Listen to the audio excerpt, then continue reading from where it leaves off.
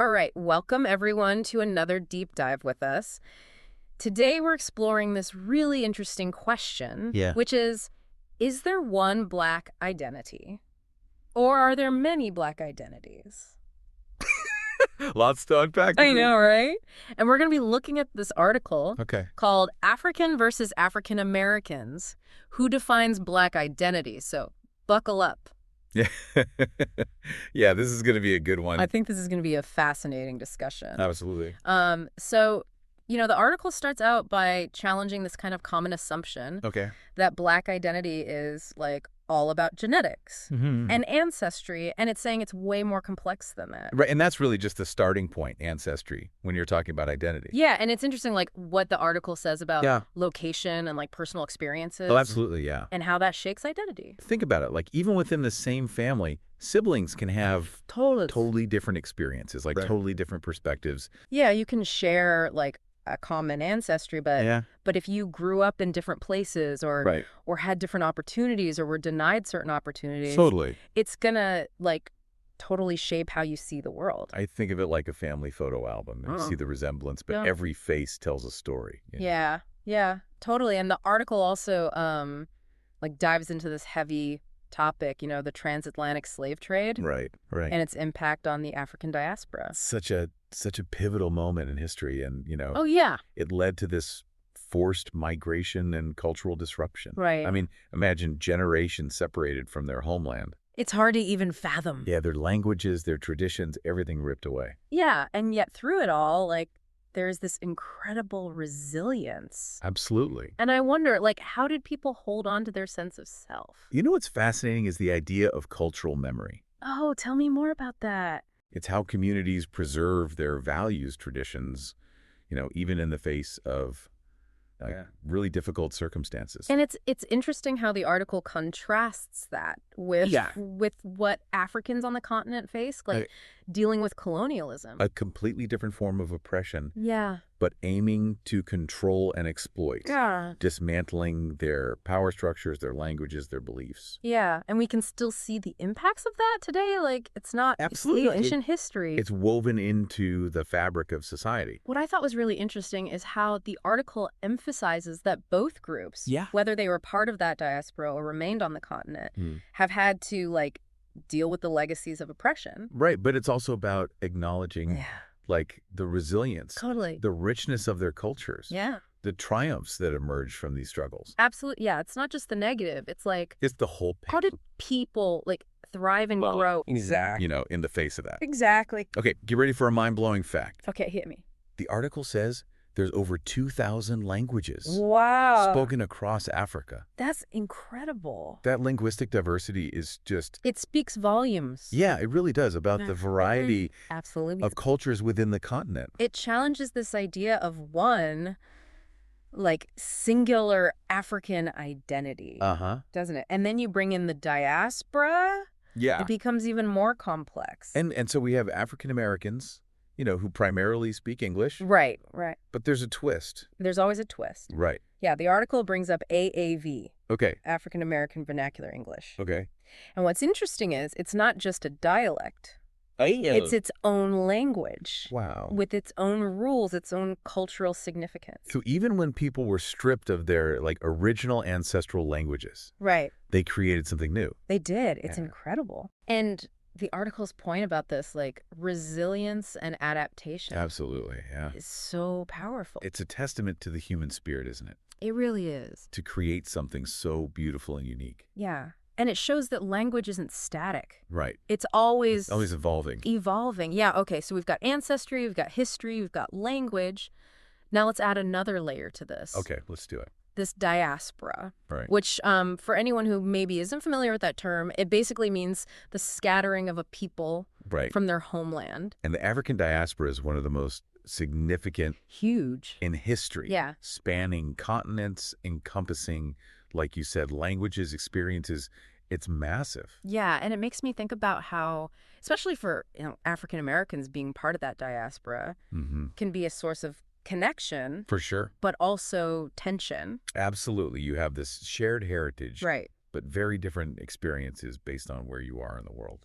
Yeah, it's like it brings up that question of like who gets to define what it means to be Black. Yeah, it's a big one. Yeah, and have you ever felt like people try to put you in a box Oh, all the time. based on your race? Yeah, it's just like they see the label and they think they know everything about you. And that's what the article calls like identity politics. Right, and it can be so powerful in shaping how we see ourselves and how others see us. Yeah, and it also kind of brings up the question of like who speaks for the group? Right. Who gets to decide? Who gets to decide what's important? What issues matter most, how to approach them. And it can be empowering, but also dividing. For sure. It's a double-edged sword. Yeah, and the article encourages us to like really think about Absolutely. the complexities of it. We need to be mindful of how it plays out, especially within the Black community. Absolutely. And it's just a reminder that even with this, like seemingly unified group of, Black people, there's a spectrum. A whole spectrum Of experiences and perspectives. Absolutely. Which brings us to this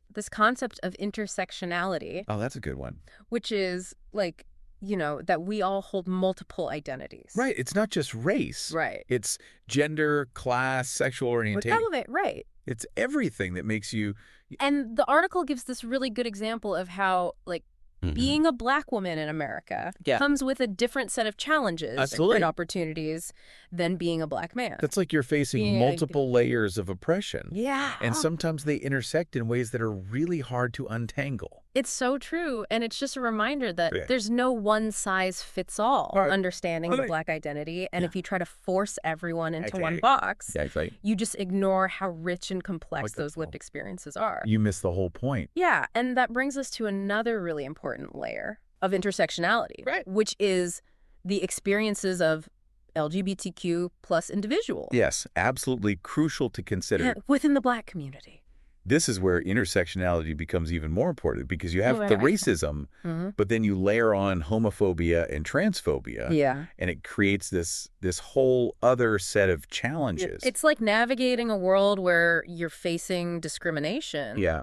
On multiple fronts. On multiple fronts. Yeah. And the article acknowledges that, like, historically, there's been these tensions between the LGBTQ plus community and, like, more traditional elements within the Black community. It's a complex issue. Yeah. And I think those tensions, like, come from... I think so, too. How society tries to pit marginalized groups against each other. It's a classic divide and conquer tactic to maintain power. As if there's not enough room for everybody to be themselves. Exactly, and demand equality. Yeah, and what's encouraging is that there's like a growing movement towards more understanding. Absolutely. Within the Black community, people are starting to see that these issues are all connected. That we're all in this together. We are. And speaking of togetherness... The article really highlights the importance of community. It's such a fundamental aspect, isn't it? It is. And when you think about community, like what comes to mind for you? For me, it's about belonging, shared history, support. Yeah, it's like those shared experiences, traditions, values. It takes us to something bigger. Absolutely. And the article emphasizes how crucial that is for both Africans and African Americans. It provides that link to their heritage, their culture, their history. And, like, think about family gatherings. Oh, yeah. Religious services, like block parties. Absolutely. Cultural festivals. It's all about coming together. It is. And I remember when I first moved to a new city after college. Oh, I bet that was I sad. felt so lost and alone. And then I found this amazing community group That's great. for Black women. Yeah. And it was like this breath of fresh air. I bet it was a space where I could connect. It's so important to find your people. With people who got it. Yeah. And understood. Those shared experiences. Yeah. Both the good and the bad. Exactly. It validates you. Yeah. It's like, finding your tribe. Yeah. Find your people. Yeah. But, as much as I love the idea of community, the article doesn't shy away from the fact that there can be challenges. Oh, absolutely. It's not always easy. And within communities, too, right? Right. And, we talked about globalization earlier and how it's created this interconnected world. Right. But it's also led to more migration, a mixing of cultures. Yeah. And sometimes that can lead to friction. Right. Misunderstanding. And it's when you bring people together from different backgrounds, there are bound to be differences in opinions. Yeah, and opinions, beliefs. Natural practices even. Yeah, and those differences can be amplified. Oh, for sure. By, generational gaps, right, socioeconomic disparities, differing experiences with... Absolutely, with racism, discrimination. Yeah, so how do we navigate those differences? That's the million-dollar question. Right. The article offers some good advice. Okay. Open communication, active listening. Being willing to learn. Learn from each other. Yeah. And, we have to challenge our own biases. Because we all have them. We do. Right. It's about being aware of them. Yeah. And actively working to overcome them. So we can really appreciate each other. That's how we bridge the divides. Yeah, we get stuck in these echo chambers sometimes, right? Oh, yeah, all the time. Surrounded by people who think just like us. It's comfortable, but it doesn't challenge us. But stepping outside of that... Right. That's where the growth happens. Is when you really, when you listen to different perspectives. Start to see things in a new way. Even if it makes you uncomfortable. Yeah. Okay, so much to unpack here, I feel like. We're just getting started. We are just scratching the surface. There's so much more to explore. I mean, think about it. Like someone's socioeconomic background, whether they live in a rural area or a city, right? Their education, all these layers. It's crazy how much goes into shaping. It's like everyone's walking around with this invisible map. Oh, I like that.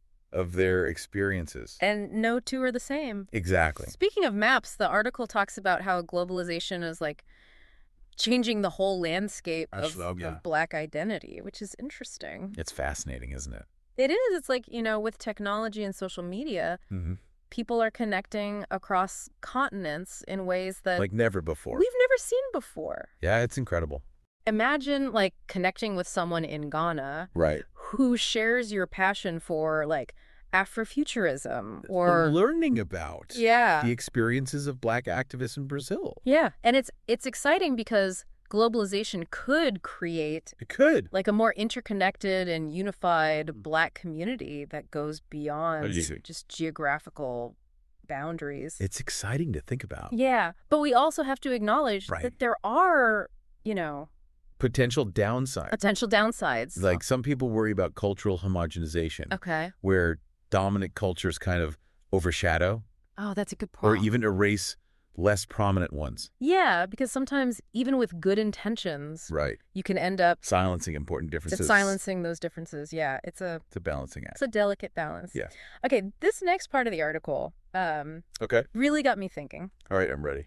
About how Black identity is often portrayed in the media. In politics, the public sphere. It raises the question. It does. Of who controls the narrative. Yes, who shapes those perceptions. Exactly. And it made me wonder, are these, authentic representations? Are they real? Or are they filtered through some lens that doesn't show the full picture? Right. And the article emphasizes the need for more diverse voices. Totally agree with that. To be part of shaping those portrayals. We need to move away from those one-dimensional stereotypes and show how much... the richness, the range of experiences and talents and viewpoints within the Black community. So true. The article uses the term identity politics to describe how, different groups within the Black community might, have different priorities. Right. Different focuses. Different focuses, yeah. And have you noticed how sometimes, even within a shared identity, there can be disagreements? Oh, absolutely. About, what issues... what's most important? Matter most. How to address them. Yeah, and I think it's natural for there to be some, I guess it's tension or even... it's healthy even. Yeah, healthy conflict, especially in a community as diverse. Right, exactly. As the Black community. And the article... it recognizes that these disagreements exist. Right. But it encourages us to talk. Yes. To listen. To be respectful. And to understand that there are different perspectives. And that unity doesn't equal... uniformity. Uniformity, yeah. It's about finding ways... to work together. To work together. Despite those differences. Exactly. Okay, so we've talked about, identity politics, and now this concept of intersectionality. A crucial concept. Which is so important. It really is. And it's basically the idea that our identities... are multi-layered. Yes, multi-layered. It's like those Russian nesting dolls. Oh, I love that analogy. You open one, there's another one in sight. And another, and another. And each layer is a different aspect of who you are. So you can't just look at someone's race and ignore their gender, their class, their sexual orientation, their, like, religious beliefs. That's all part of the picture. Right. It all influences how they experience the world. Experience the world, yeah. And how the world experiences them. And how the world experiences them. And the article points out that this is especially important when we're talking about Black identity. Absolutely. Because being a Black woman in America is different. Very different. Than being a Black man. You're dealing with different challenges. Yeah, it's like you're navigating these multiple layers. Of oppression. And it's not always easy to see where those layers... Right, they intersect. And it gets complicated. And then you add in things like, you know, socioeconomic background. Right. Where someone... Rural city. Education level. Like, it just adds... More layers. To the onion. To the onion. And this is the part of the article that really resonated with me. Oh, cool. I'm curious. Because it says that these differences actually make our understanding of Black identity richer. They do. They enrich it. Yeah. It's not about putting everyone in a box. Right. It's about acknowledging all of that. Absolutely. Beautiful complexity and diversity. Lived experiences. Yeah. And it challenges those harmful stereotypes. It does. It pushes back against those. That try to flatten the richness of Black identity. Exactly. It's not a monolith. Into just one narrative. There's so much more to it. And that brings us to another really important layer, which is the experiences of LGBTQ plus individuals within the Black community. Another crucial aspect of intersectionality. Because now you've got, on top of the racism, you've got the homophobia, the transphobia, adding to that. Creating a unique set of challenges. Yeah. Imagine navigating a world where you're facing discrimination and prejudice. On multiple fronts. On multiple fronts, And the article talks about how historically there have been tensions between the LGBTQ plus community and more traditional parts of the Black community. Yeah, and I think like those tensions come from I think so too. Society trying to like pit them against each other. Pit these groups against each other. Like there's not enough room for everyone. Yeah, and it's a tactic. Like it's divide and conquer. It's all about maintaining power. And ultimately it benefits the people in power. The ones at the top. But what's encouraging is that there's like this growing there's hope. Movement towards understanding. Inclusivity. Yeah, and inclusivity. Within the Black community. Yeah, more and more people are like... They're starting to see. Yeah. That these issues are connected. We're all in this together. We are. And speaking of togetherness, okay, the article really highlights the importance of community. Community is everything. In shaping Black identity. It provides belonging, history, support. When you think about community, what comes to mind for you? Shared experiences, traditions, values, like that sense of connection. Yeah, it's about finding a place where you can be your authentic self. Where you can celebrate your heritage. Yeah, where you can, like... draw strength from others who get it. And the article talks about how crucial that is for both Africans and African Americans. It gives them a connection to their shared heritage, their culture, their history. Like, think about family gatherings. Oh, yeah. Religious services, neighborhood block parties. Absolutely. Cultural festivals. It's all about coming together. And I remember when I first moved to a new city. Oh, tell me about it. After college, I felt so lost and alone. I bet. And then I found this amazing community group.